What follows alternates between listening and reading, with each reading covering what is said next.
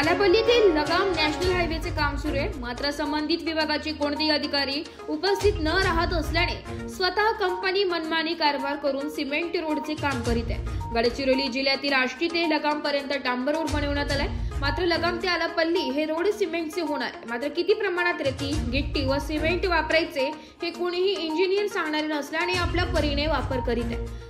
साइडिंगला जे मुरुम वापरित आहे ते किती रॉयल्टी काढली व कोणतीही पाठवारी उपस्थित नाहीये। याकडे तहसीलदार यांनी पटवारी नेमून मुरुमचे रॉयल्टी चेक करून किती खड्डा खोदत आहे याकडे लक्ष द्यावे व यांची चौकशी करण्यात यावी अशी मागणी जनता करीत आहे। एकूण किती ट्रक लावून मुरुम आणल्या जात आहे हे मात्र तहसीलदारांनी पाठवारी यांची नेमणूक करावी। आपल्या परीने सर्व नियम धाब्यावर लावून मुरुम मारित आहे।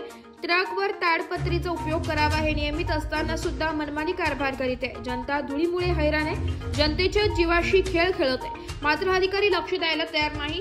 रेती कुठून आणल्या जात आहे यांची सुद्धा चौकशी करावी अशी मागणी जनता करीत आहे। इस्पराठी न्यूज साठी विदर्भ संपादक जावेद अली सय्यद, गडचिरोली।